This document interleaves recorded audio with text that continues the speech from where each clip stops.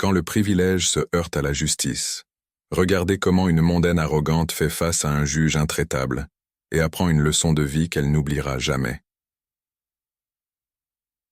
Ce matin-là, la salle d'audience était bondée, remplie de murmures feutrés, alors que les spectateurs prenaient place.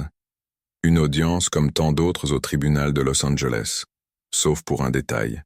Celle-ci attirait une attention particulière. Sophie Langlois, une héritière connue pour son comportement irresponsable et son arrogance, devait comparaître devant le juge Philippe Morel, célèbre pour son impartialité et son exigence stricte en matière de discipline judiciaire. Redouté autant que respecté, le juge Morel incarnait une justice ferme et sans concession. Sophie fit son entrée à sa manière habituelle, en retard, sans la moindre excuse, habillée de vêtements de créateur et de lunettes de soleil surdimensionnées.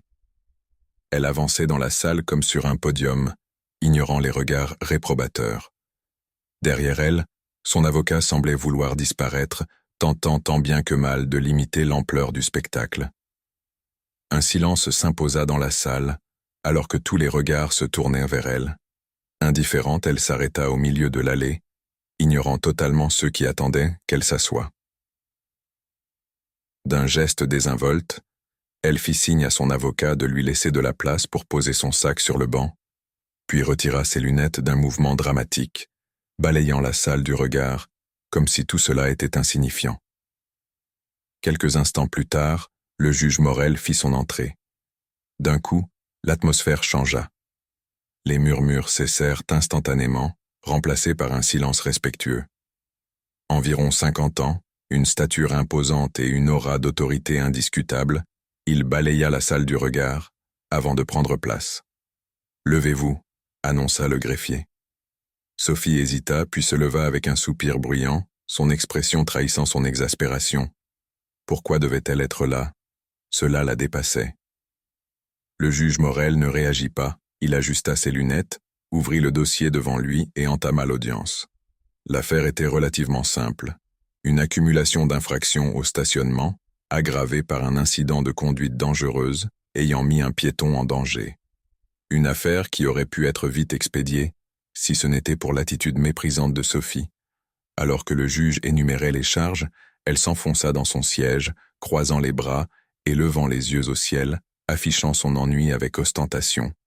Mais le juge Morel, imperturbable, poursuivit comme s'il ne voyait rien, son ton neutre et maîtrisé. L'ambiance dans la salle devint plus tendue. Les habitués du tribunal se redressèrent, sentant que quelque chose était sur le point de basculer. Sophie tapotait nerveusement ses ongles manucurés contre la table en bois, assez fort pour être entendue. Son avocat lui souffla un conseil à l'oreille, mais elle l'écarta d'un geste agacé. Quand vint le moment pour elle de confirmer son identité, elle répondit sans lever les yeux. « Ouais, c'est moi. » Un murmure d'indignation parcourut la salle. Le juge Morel referma doucement son dossier, posa ses lunettes avec soin et fixa Sophie d'un regard perçant. « Mademoiselle Langlois, dit-il d'un ton calme mais ferme, dans cette salle d'audience nous avons des règles. Je vous conseille de modérer votre attitude. » Sophie esquissa un sourire moqueur et joua distraitement avec une mèche de ses cheveux. « Bien sûr, votre honneur, répondit-elle, le sarcasme dégoulinant de sa voix. Un silence pesant s'installa. Le juge Morel ne haussa pas la voix, mais son ton devint plus tranchant. « Comprenez-vous les accusations portées contre vous ?» Sophie soupira bruyamment. « Franchement, non. Ce ne sont que quelques PV et un gars qui a eu peur parce que j'ai un peu accéléré. C'est du grand n'importe quoi. » Un frisson parcourut la salle. Tous les regards se braquèrent sur le juge Morel, attendant sa réaction. Il se contenta de hocher lentement la tête, l'air pensif. « Vous pensez que c'est ridicule ?» demanda-t-il d'un ton presque détaché. Sophie haussa les épaules. « Ben oui, je veux dire, ce n'est pas comme si j'avais braqué une banque. » Le juge se pencha légèrement en avant. « Alors permettez-moi de clarifier. » Il ouvrit un document et lut à voix haute. La victime, M. Bernard Clément, 67 ans, professeur retraité, traversait la rue en toute légalité lorsqu'il a été contraint de se précipiter sur le trottoir pour éviter votre véhicule, ce qui a entraîné une fracture du poignet. Depuis, Il souffre encore des séquelles de cet accident.